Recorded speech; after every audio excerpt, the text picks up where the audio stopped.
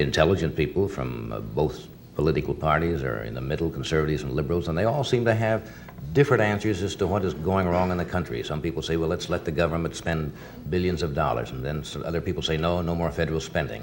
Let's give the tax rebates. And the other intelligent people say, no tax rebates, we've got to do this and do that. So everybody is confused. How do you see the thing? How are we going to get out of this?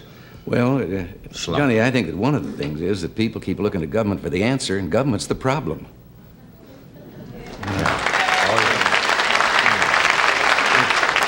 A moment ago, you asked, about people and feeling not only confused, but low and down in America. First of all, the American people, if they would just take a little inventory and look around, you triple our troubles, and we're better off than any other people on earth.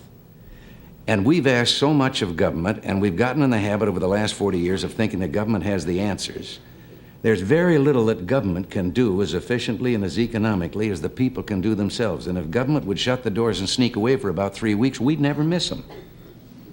Our biggest problem is that we have built a permanent structure of government, federal, state, and local, the permanent employees, and they've come to the place that they actually determine policy in this country more than does the Congress of the United States. Mm-hmm. There are 14.5 million public employees in the United States. That's quite a voting bloc. A poll was taken recently that found out that only 46% of the people in the poll could name their United States congressman. But what was worse, 86% of those who could name him couldn't tell you a single thing that he represented or stood for. They just knew that he represented the state. But he was a congressman, but what's he doing while he's up there? And the same is true at the local levels of government and all the rest. But so you're saying people really have to take an active interest, and you have to have citizen action groups locally and let them know. Concerned See, the special citizens, interest groups. Now, the special interest groups aren't, as everyone thought, big, powerful business interests or something that are going to persuade government to do things. As a matter of fact, I don't know anyone with less influence today in government than business. They're just a convenient whipping boy. But it's the groups that have got a particular axe to grind. You can't have a power plant because it might interfere with the seagulls. Now, I think I'm an environmentalist, but also I don't like those on the other extreme that won't let you build a house unless it looks like a bird's nest. Someplace in the middle, we got to allow people our ecology too. Right. Well, this kind of group, and they want their particular program. When budget deficits are what's causing inflation, I don't see that there's any room to be on either side of that argument. Yeah, I think the answer to curing inflation is a balanced budget. Now, how do you do that? I mean, how do you balance the budget? Well, balancing the budget is like protecting You don't spend more than you take in, right? No, it's like protecting your virtue. You have to learn to say no.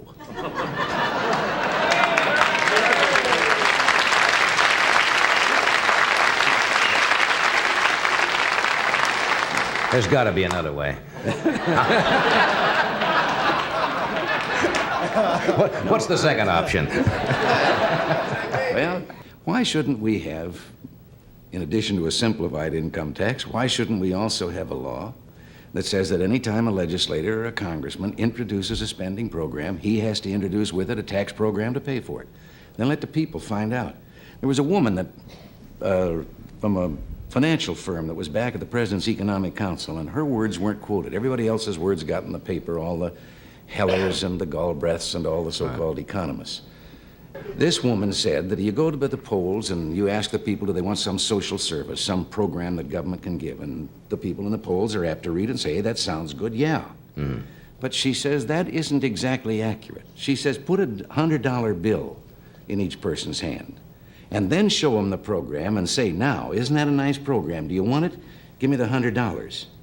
And she says, see what the poll says then, and how many people hang on to the $100 instead of the program.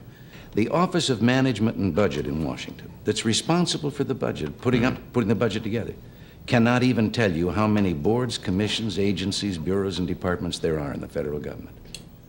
Yeah. But all of them can pass regulations, and those regulations have the force of law. And the difference is, when you break the law, you're innocent until proven guilty.